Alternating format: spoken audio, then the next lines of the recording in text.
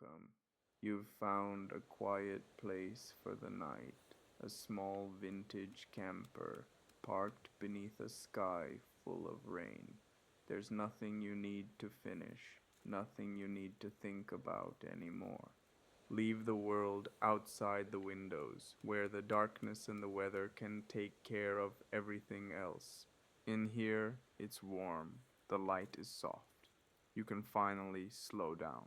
Let the air settle around you. Feel the space holding you gently, like it's been waiting for you all day. You're not alone out here. There's another cozy little camper just beside yours, sharing the same rain, the same night, the same feeling of arrival. You can rest now. You can let go. Just breathe and stay for a while. The first thing I notice is the sound of the road fading away. Just a soft hiss in the distance now, like a memory that's already slipping out of reach. Out here, the night feels bigger. The sky is a deep clouded blue, and the rain has finally found the camper's roof. At first, it's only a few scattered drops, then a gentle pattern, then a steady quiet drumming that settles over everything. I sit on the edge of the bed and let my eyes wander through the small space. Wooden cabinets, a worn curtain, the little lamp I brought with me from home. Its warm light turns the inside of the van into a tiny island of gold, floating in the middle of all this dark and rain. It smells faintly of pine and old fabric. Outside, the world is damp earth and wet grass. Somewhere nearby, water is moving, a hidden ditch, or maybe a creek just beyond the trees. I reach over and close the cabinet door with a soft click. Everything has found its place for the night. The mug with cooled tea still on the counter, the folded map by the sink, the jacket hanging from a hook, drops of rain still clinging to the sleeves. The campsite is small, a clearing really, more than a campground. Just a handful of spots, separated by narrow stretches of grass and scattered bushes. The kind of place you only find when you leave the main road and follow the small signs no one really looks at. When I turn toward the front, I can see out through the windshield. The wipers have stopped, leaving faint streaks on the glass. Beyond them, the world is a blur of shadows and rain and the soft orange glow of a few distant lamps. And then there is the other camper. It's parked one space over, close enough that I can see its outline clearly. An older model, like mine, rounded edges, pale paint that glows faintly in the wet night. One small window is lit from the inside, warm and steady. I remember when it pulled in earlier, just before the sky opened. The engine had a soft, tired sound. A woman had stepped out, hood pulled up, hair escaping at the edges. She'd glanced over, caught my eye for a second, and smiled the kind of smile people share on the road, half greeting, half understanding. It had been enough to feel less alone. She'd gone to the check-in sign, read the notes taped under the plastic cover, and laughed quietly when she realized no one was really on duty.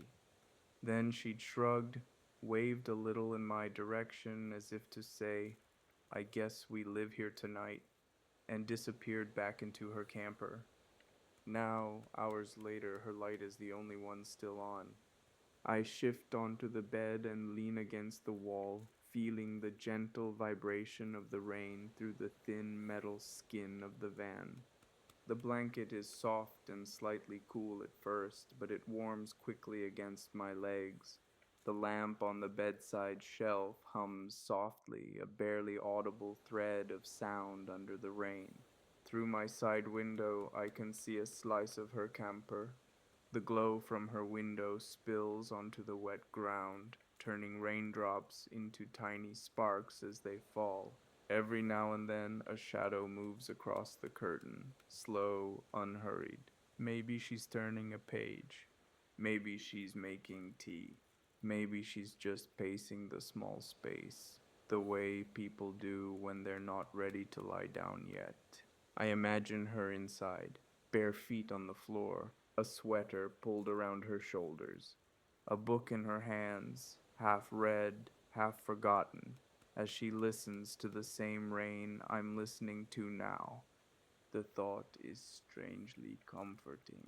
Two small islands of light, a few meters apart, adrift in the same weather.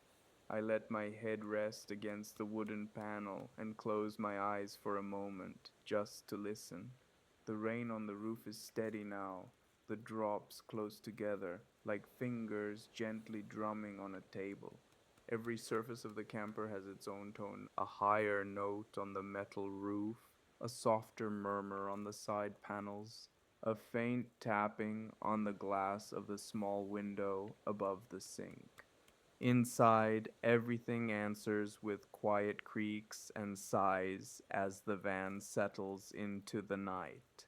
The mattress shifts when I move my weight. The curtain near the door stirs slightly in a draft. The spoon in the empty mug trembles with each heavier drop on the roof, then calms again. I open my eyes and look back out at her window. The curtain has moved a little to the side. Through the narrow gap, I see her silhouette in profile, the shape of her shoulder, the curve of her hair.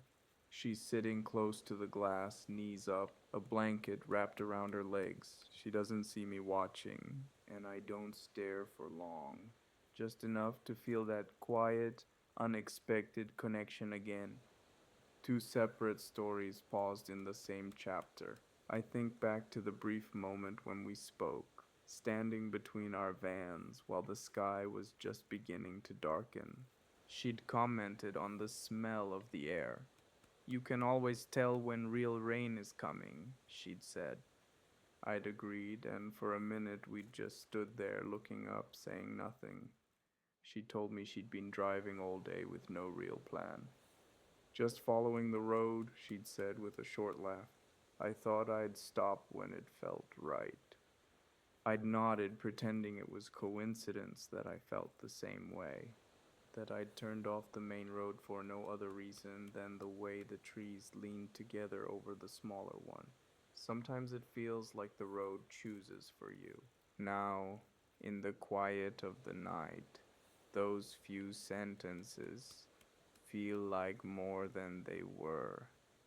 Maybe because there's time to stretch them out in my mind, to let them settle into something softer. The lamp in my camper flickers once, then steadies. Its light paints a gentle halo on the ceiling, catching the curve of the cabinets and the small metal latch on the door. I shift my legs under the blanket and let my hand rest on the quilt, tracing the faint pattern stitched into the fabric. Outside, the rain thickens for a moment, drumming harder on the roof, then slowly relaxes again as the cloud passes. I picture the inside of her camper now. Maybe it smells like coffee and rain-damp hair. Maybe she has postcards on the wall, taped in uneven lines from all the places she's visited. Maybe there's a small plant in a mug near her sink, tilted slightly from too many bumpy roads. I imagine the sound she hears. The same rain, the same rhythm, but shaped by her walls, her roof, her memories. Maybe she can hear my lamp humming when the night is quiet enough. Maybe she hears the faint shift of my mattress when I move. The idea that someone else is awake with me, sharing the same storm from just a few steps away, feels like a gentle kind of closeness. No big declarations, no dramatic scenes, just two people with nowhere else to be tonight, parked side by side at the edge of a wet field, letting the sky do what it wants. I turn back toward the windshield. Through the glass, I see the road that brought us here, now just a dark ribbon reflecting small pockets of light from the distant lamps. Beyond that, The outline of trees, the suggestion of hills, all washed in deep blue shadows. Somewhere further along that road, other cars are still moving. Other people are chasing time, chasing schedules, chasing the next town. But here, time has loosened its grip. The dashboard is barely visible. The steering wheel rests quietly, no destination tugging at it. The keys lie in the small dish near the door, glinting softly in the lamplight. The rain continues. I let my shoulders sink a little more into the wall. My breathing has slowed without me thinking about it. The rhythm of the weather is doing the work on its own. In my mind, I walk the short distance between the campers, bare feet on damp grass, hands tucked into the pockets of a soft jacket, the smell of wet soil rising from the ground, rich and cool. I imagine knocking lightly on her door, the way travelers do when they share the same stranger's campsite. We would talk quietly, leaning against the door frame, our words curling into the night air. We would laugh at how loud the rain sounds on the roofs when you're inside, at how small the world becomes when all you can see is this patch of light on wet ground. Maybe we'd sit for a while, side by side under the awning, watching the drops bounce from the corners of the van, talking about nothing that really matters and everything that quietly does. Favorite roads, places we hope we'll see, songs that fit rainy nights like this one. But for now, I stay where I am, in my own camper, on my own bed, letting the story play out only in imagination. There's something peaceful in that too, in knowing that not every possibility has to be used. Some can simply exist like a book on a shelf you're glad to see there, even if you're not ready to read it yet. Her curtain moves again, then slowly falls back into place. The light inside her camper softens, turning from bright amber to a deeper, sleepier gold. Shadows stretch, then still. I picture her putting the book down, folding the corner of the page, turning off a second lamp, leaving just the one by the bed, arranging her pillow, listening just as I am to the steady rain that has become the soundtrack of this small shared night. I lie back fully now, letting the mattress take my weight. The ceiling of the camper fills my view. Wooden lines, small screws, a tiny sticker left by someone who owned this van before me. The lamp's glow brushes gently across it all. My eyes wander once more to the windshield. The lights in her camper dim. For a moment they glow like a distant lantern through the rain. Then they fade until only the outlines of both vans remain. Two quiet shapes breathing under the same moving sky. The rain begins to feel less like weather and more like a soft, endless curtain being drawn between this moment and whatever came before. The day's edges blur. The road, the turns, the gas stations, the small towns. They all sink back behind the sound of water on metal. What's left is simple: a vintage camper van, warm light, a bed that still carries the faint chill of outside air, slowly giving way to the warmth of a resting body. And not far away, another camper, another small light, another person letting the same night carry her gently forward. I let the thought settle, not as an ache, but as a quiet comfort. Somewhere in the soft darkness, inside thin walls and soft pillows, two hearts are beating a few meters apart, held by the same roof music, wrapped in the same slow falling rain. My eyes grow heavy. The story doesn't need an ending. It can simply fade into the sound of the storm, into the whisper of wind against the van, into the long, gentle night that stretches ahead. Soon there will be only the rain. The rest of the journey can wait.